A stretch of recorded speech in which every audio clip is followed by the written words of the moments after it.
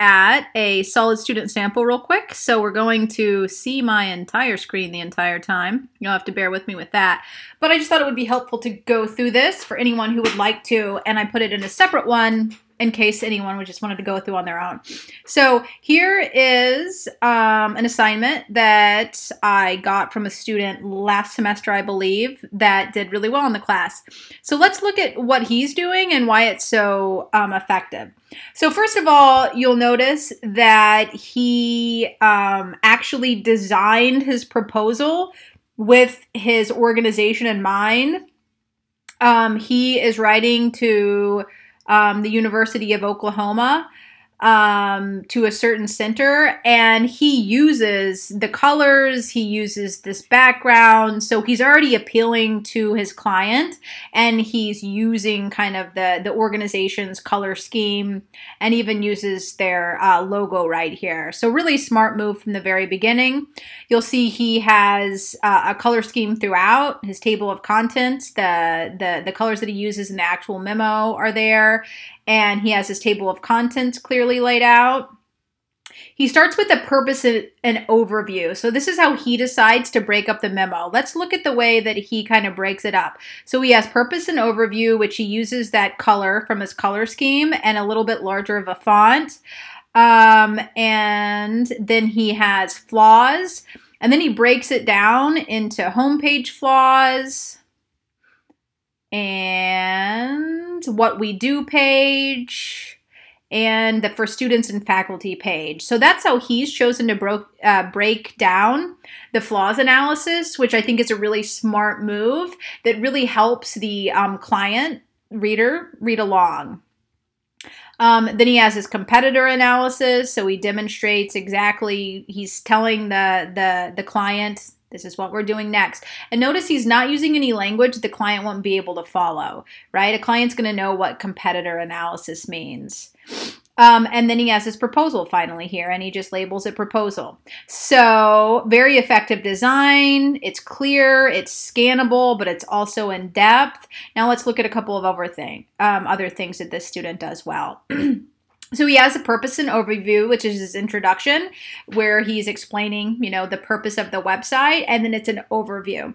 So he talks about users who access you know, this website are searching for certain information on the website depending on who they are. So he starts out and he uses, look at how in-depth. Now, not everyone's introduction is going to be that long, but I want you to take time. I'm obviously not going to read this entire assignment because you would all be bored to death, but I want you to look through and look at the way he describes what the website needs to do, its purposes. He gets into depth about the audience. He really demonstrates to his client, I understand this website purpose and the multiple audiences you might be reaching towards and what you need to accomplish. So this is a really great detailed description of the website purpose and the target audience. And then he adds a user persona. Now you can find these user persona templates online. Just Google, you know, user persona template, and it will give you these different ones, and you can just fill in the information. It looks very professional. It looks like it took a while to do, and it's really easy. So that's a great way to add a user persona also. So you don't just, he's not just explaining it in his intro. He gives them a quick scannable vision to show here is a target user, and here's like the kind of assumed information that we built this idea of usability around. So it just demonstrates that they really know the user. And then look at how he has figure 1, user persona of typical user. So he has a label and a quick caption. This is critical whenever you're using any images, so be sure that you include that. All right, and then see, he says, this is why I will be testing this website with a potential intern applicant such as Alan Gamble in figure 1. So he also references the figure in his text. These are key components that you need to have to effectively use images that this student does very well. So now we go into flaws. He starts with the home page. He gives kind of a quick explanation about how, this is failing at certain things. And then he says, as shown in figure 2. So he's referencing again, right? And again, he has his image. It's clear. We can see it. He says figure 2, homepage of ICCEW website. The one thing that I think this student could have improved on is if they would have used text and images, or like text and arrows to kind of highlight the problems that they're discussing. This is still a great sample though, right? Student sample. But got a nice image to use those boxes, those arrows that I pointed out in the last lecture would have been really helpful. And then furthermore, as shown in figure 3. So he's constantly referencing and utilizing his images as he's talking about flaws. And then again, see, he does there. We have a flaw that he's talking about circled. Again, we have our label and caption. The what we do page, he has broken down. He has a screenshot of that page. His label and caption.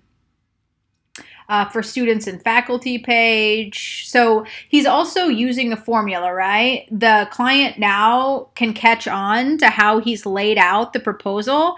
So they can, even though it's in lump text, paragraph text, it is scannable in the way that he's decided to break it down.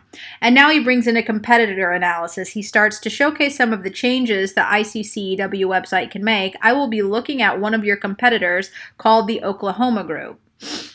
So he explains what the competitor analysis is doing and introduces the website. Very smart. Remember, your client does not know what the assignment guidelines are, so you need to give a quick explanation as you start every section. This goes throughout the entire unit for 2.1, 2.2, and 2.3. Always keep in mind you're writing to a client. They don't know what you're doing or why you're doing it, so you need to give a quick explanation every single time. And then again, he's demonstrating, he's using images to demonstrate the ways that they have fixed the flaws. And then he moves to the proposal. And notice here how he uses bullet points. So this is where he gets into scannability. So we can quickly say, this is what we're going to be doing, right? Here are the things we're going to be testing. So this is an example of a successful 2.1 assignment for the usability proposal. I have 2 others included in the readings. I would recommend, if you are wondering what an A assignment looks like, hop onto those and you will see. If you have any questions at all about anything, let me know. Otherwise, happy drafting.